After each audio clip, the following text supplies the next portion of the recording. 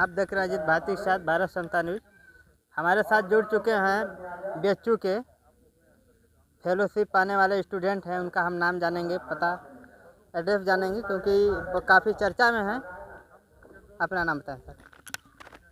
सबसे पहले तो आपके चैनल समता भारत को बहुत बहुत साधुवाद, धन्यवाद कि आप जागरूक करने के क्षेत्र में जो है कदम बढ़ा रहे हैं। मैं चंदन सागर हूं और मैं सैदराजा चंदौली का रहने वाला हूं और इस वक्त बीएचयू बनारस हिंदू यूनिवर्सिटी में मैं अपना शोध कार्य कर रहा हूं, Malviya centre for Peace Research में।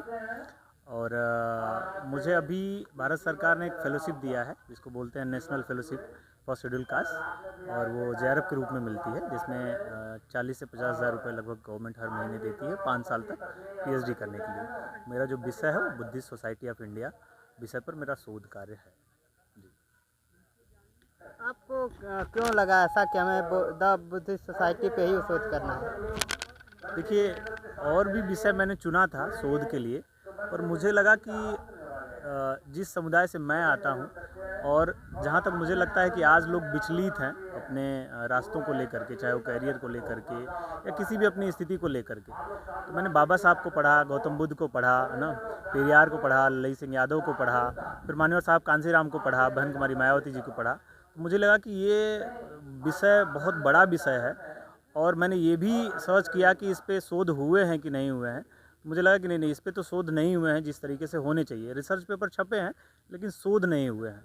तो मैं समझा कि नहीं, ये मेरे लिए ज़्यादा बेहतर रहेगा और मैं अपने सुपरवाइज़र आदरणीय डॉक्टर अजय कुमार यादव सर, जिनके अंडर मैं पीएचडी कर रहा हूँ, उनसे भी इस बात पे चर्चा किया। तो उन्होंने भी कहा कि नहीं चंदन, ये आपके लिए बेहतर होगा और आपका रुझान भी है इस सब्जेक्ट के प्रति, इस विषय के प्रति, और बहुजनों के कल्याण के लिए, बहुजनों की जागरूकता के लिए, है ना। बाबा साहब और मान्यवर साहब कांसीराम ने और बहन मायावती जी ने जो योगदान दिया है ना, इस 80 सालों में अगर देखा जाए तो वैसा योगदान आज तक किसी ने नहीं दिया। वैसा किसी को अवसर भी तो नहीं मिला। नहीं, अवसर की बात ही नहीं है कि उनको भी अवसर नहीं मिला था, बाबा साहब को भी अवसर नहीं मिला था, पर उन्हें ये लगा कि मेरे लिए ज़रूरी क्या है। वो चाहते तो यहाँ से, वो लंदन स्कूल ऑफ इकोनॉमिक्स से पढ़ करके आए थे, अमेरिका से पढ़ करके आए थे। वो चाहते तो वहीं पे बच सकते थे। यहाँ जिस तरह का उन्होंने छुआछूत झेला, जिस तरह का भेदभाव झेला, जिस तरह का डिस्क्रिमिनेशन झेला, वो चाहते तो वापस जा करके अच्छा जीवन गुजार सकते थे। लेकिन उन्होंने ये चूज किया, उन्होंने ये निर्णय लिया कि नहीं, मुझे यहीं रह करके बहुजनों के कल्याण के लिए कुछ न कुछ बेहतर करना है। तो उसी तरीके से मैंने भी ये, मुझे लगा कि नहीं, अगर हम लोग कुछ बेहतर कर सकते हैं, या मुझे लगता है कि मैं इस क्षेत्र में कुछ ज़्यादा बेहतर कर सकता हूँ और गवर्नमेंट हमको पीएचडी करने का पैसा दे रही है, तो इसका मतलब है कि मुझे कुछ बेहतर करना चाहिए। सिर्फ ऐसा नहीं कि मेरा 5 साल में थीसिस लिख करके मैं उसको पैक करके रख दूँ अलमीरा में या शीशे में कि ये मैंने इस विषय पर पीएचडी किया है। मेरे पीएचडी की, मेरे शोध कार्य की, मेरे शिक्षा की क्या उपयोगिता हो सकती है, ये देखते हुए मैंने अपना विषय चुना और इसलिए मैंने बुद्धिस्ट सोसाइटी ऑफ इंडिया पर शोध करने के लिए ये अपना फुल एंड फाइनल निर्णय ले लिया। बात कर लें जो बुद्ध जी की बात करें तो उनका जीवन जो भी 80 वर्ष जिए, सारा जीवन उन्होंने, जब से वो बौद्ध में आए, जो शांति के लिए जो अपना उपदेश देने लगे, तो शांति का मार्ग उनका जीवन पर्यंत चलता रहा। शांति का खोज इतना बड़ा था, इस पर आप क्या कहेंगे? लोगों को किस प्रकार से शांति आए मिले? देखिए, भगवान गौतम बुद्ध एक राजा परिवार से आते थे, उनके पिता राजा थे और उनके बाद इन्हीं को गद्दी मिलने वाली थी। इतना बड़ा राजपाट था, उसके बाद भी उन्होंने त्याग दिया, और त्याग दिया सिर्फ शांति के लिए नहीं त्याग दिया, उन्होंने बहुजनों के कल्याण के लिए त्याग दिया। आज मैं एक बात क्लियर कर दूं कि जिसको भी ये लगता है कि बहुजन शब्द जो है बाबा साहब ने या मानवर कांसीराम साहब ने या आदरणीय बहन मायावती जी ने लाया है, ऐसा नहीं है। बहुजन शब्द सबसे पहले किसी ने लाया तो वो भगवान गौतम बुद्ध लाया, है ना।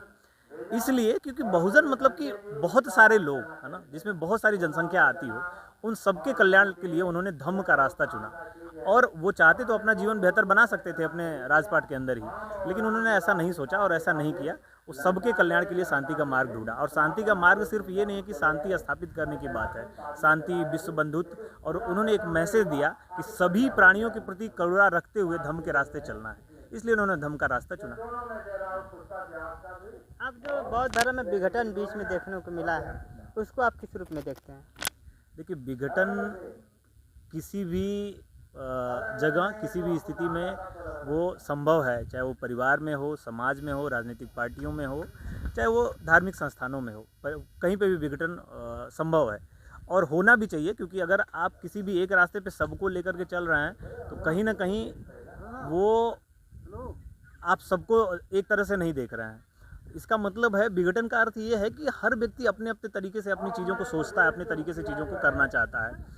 और अगर विघटन की बात करें तो सबसे पहले अगर हिंदू धर्म पे किसी ने आघात किया तो किसने किया?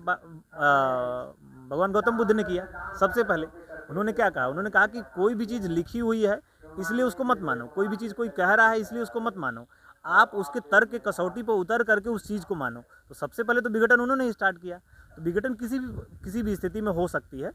अब आपने बात कहा कि बौद्ध धर्म में विघटन की, तो सबकी अपनी अपनी एक सोच है ना। विचारधारा, बौद्ध धर्म एक ही विचारधारा है, लेकिन सब लोग अपने अपने तरीके से उसको सोचते हैं। लेकिन ऐसा नहीं है।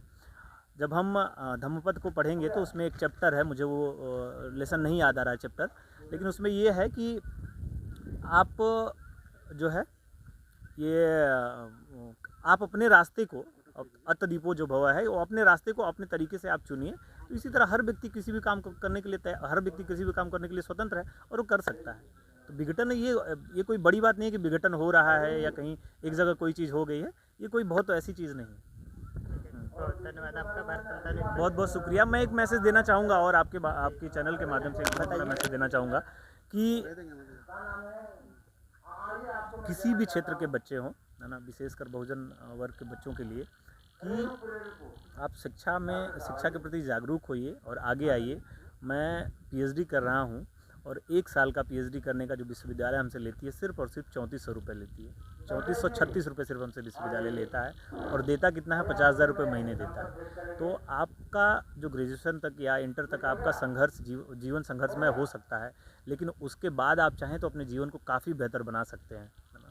तो आपके चैनल के माध्यम से हम ये कहना चाहें कि बच्चे शिक्षा के प्रति जागरूक हों, और जागरूक ही नहीं, और भी लोगों को जागरूक करें और शिक्षा के प्रति मैक्सिमम ज़्यादा से ज़्यादा उनका झुकाव हो।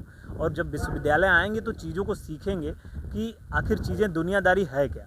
तो उनका विश्वविद्यालय आना बहुत ज़रूरी है। जबकि बहुजन बच्चे आज के समय में देखा जाए तो सिर्फ और सिर्फ 10% बच्चे जो है उच्च शिक्षा तक आ पाते हैं, और बच्चे जो है ग्रेजुएशन करके या इंटर करके घर बैठ जाते हैं या किसी काम धंधा में लग जाते हैं। तो थोड़ा बहुत संघर्ष करना पड़ेगा, और संघर्ष करके अगर यहाँ तक आ जाते हैं तो ज़्यादा बेहतर है। ये बहुजन वर्ग की पहली पीढ़ी है जो विश्वविद्यालय तक आना चाह रही है और आ रही है। तमाम रुकावटें हैं, कास्टिज्म उसमें सबसे बड़ा रुकावट है, लेकिन फिर भी उसको काटते मारते हुए, आप कास्टिज्म को छोड़ते हुए पीछे आप आइए, आप आ सकते हैं। आप अगर आपके अंदर ये रुचि है, अगर आपके अंदर ये चीज़ आ गया कि मैं पढ़ूंगा, किसी भी तरह कोई भी स्थिति को मैं फ़ाइट करने के लिए तैयार हूँ, तो आप फाइट कर लेंगे, कोई दिक्कत नहीं है। और आप विश्वविद्यालय तक आइए और चीज़ों को देखिए कि दुनियादारी क्या है।